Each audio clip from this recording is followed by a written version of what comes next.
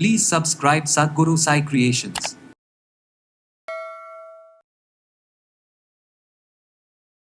உட்கார்ந்தா எந்திரிக்கிறதுல சிரமம் இருக்குது. நான் தரையில் உட்காந்தே பல வருஷம் ஆச்சுங்க. என்னென்னா நிறைய காரணங்கள் இதில் வந்து நம்ம சொல்கிறோம். ஏன்னா உட்கார்ந்து எந்திரிக்கிறக்கூடிய திறமை அந்த ஒரு வலிமையே இல்லாத மாதிரி இருக்குது. இது எதனால் இந்த பிரச்சனைகள் வருது? பொதுவாக பெண்களை பொறுத்த வரைக்கும் மெனோபாஸ் டைமில் அதிகமாக இந்த பிரச்சனை ஏற்படுதுன்னு சொல்லலாம். அதாவது மெனோபாஸ் டைமில் நார்மலாக இருக்கக்கூடிய ஹார்மோன்ஸ் கூட நமக்கு குறைய ஆரம்பிச்சிடும். அப்போ தான் நமக்கு குதிகால் வலி, இடுப்பு வலி, மூட்டு வலி இந்த மாதிரியான பிரச்சனைகள் எல்லாமே ஏற்படுது, ஒன்று ஒன்றா ஏற்படுதுன்னு சொல்கிறோம். கைகளை வந்து குறிப்பிட்ட அளவுக்கு மேலே தூக்க முடியல, மடக்க முடியல அப்படின்லாம் சொல்லுவாங்க. ஸோ இந்த மாதிரி கண்டிஷனும் நமக்கு தசைகளில் ஏற்படக்கூடிய பிரச்சனைகளால், ஸோ நமக்கு மரபு ரீதியாக மரபணுக்களில் ஏற்படக்கூடிய சில பிரச்சனைகளாலையும் ஏற்படுது. ஒரு சிலருக்கு பார்த்தோம்னா நடக்கும்போது கால்களில் வந்து ஒரு மாதிரி சவுண்டு வரும், எலும்புகளில் வந்து அதிகமான தேய்மானம் ஏற்படுறது, இது எல்லாமே நம்ம பார்த்துக்கிட்டு வரோம். ஸோ இந்த கண்டிஷனுக்குலாம் நம்ம என்ன பண்ணலாம்? இடுப்பு பகுதியிலிருந்து கீழே கால் பாதம் வரைக்கும் இருக்கக்கூடிய பகுதிகளை நம்ம எப்படி ஸ்ட்ரென்தன் பண்ணுறது, வலிமையாக்குறது அப்படின்றத நம்ம கவனமாக பார்த்துக்கணும்.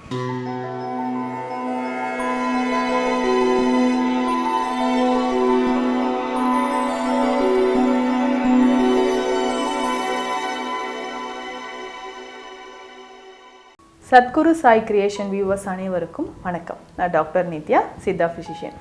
உட்கார்ந்தா எந்திரிக்கிறதுல சிரமம் இருக்குது. நான் தரையில் உட்காந்தே பல வருஷம் ஆச்சுங்க. என்னென்னா நிறைய காரணங்கள் இதில் வந்து நம்ம சொல்கிறோம். ஏன்னா உட்கார்ந்து எந்திரிக்கிறக்கூடிய திறமை அந்த ஒரு வலிமையே இல்லாத மாதிரி இருக்குது.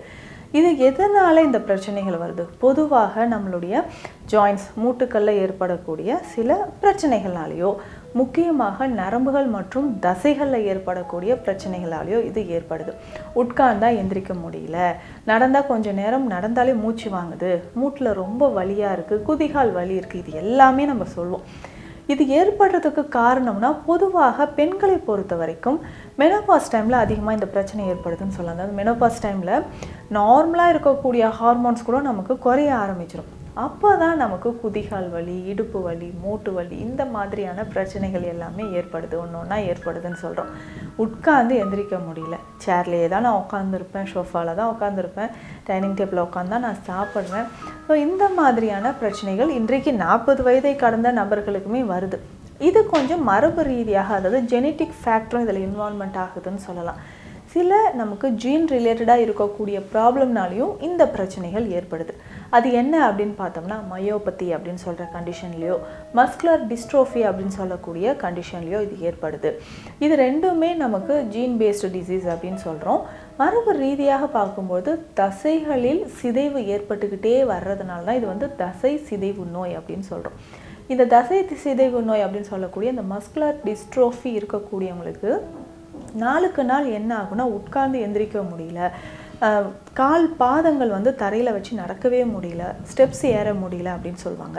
ஸோ ரொம்ப சிரமப்பட்டு தான் தரையில் உட்கார்ந்து எந்திரிக்கும் போதே கைகளை வந்து மூட்டில் வச்சுட்டு நெஞ்சு பகுதியை முன்னோக்கி தள்ளி சிரமப்பட்டு தான் எந்திரிச்சு நிற்பாங்க. அந்த மாதிரி இருக்கும்.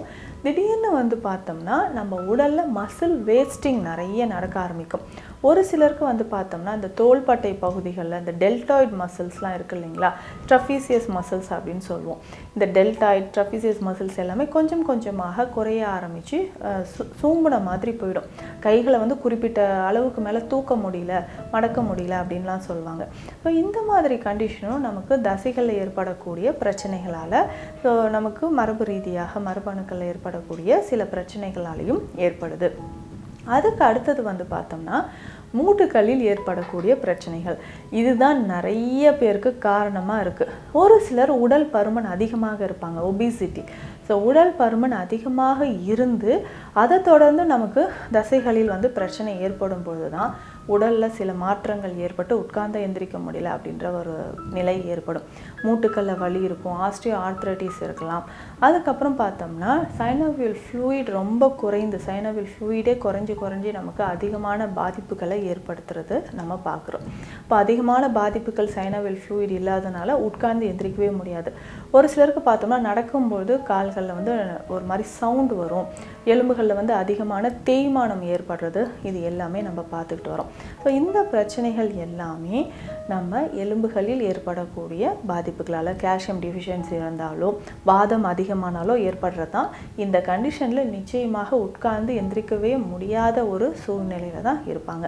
இதற்கு அடுத்தது பார்த்தோம்னா நம்ம தசைகள்லையும் தசை பிடிப்பு அப்படின்னு சொல்கிறோம். இந்த கண்டிஷன்லையும் உட்கார்ந்து எந்திரிக்க முடியல அப்படின்னு இடுப்பு பகுதியில் ஏற்படக்கூடிய சில பிரச்சனைகள், அதாவது டிஸ்க் பல்ஜ் அப்படின்னு சொல்கிறோம். டிஸ்க் பல்ஜ் இருக்கும்போது அங்கே இருக்கக்கூடிய நரம்புகளில் அழுத்தம் ஏற்பட்டு நம்மளால் நடக்கவே முடியல, இல்லை என்னால் கண்டிப்பாக உட்கார்ந்து எந்திரிக்க முடியல.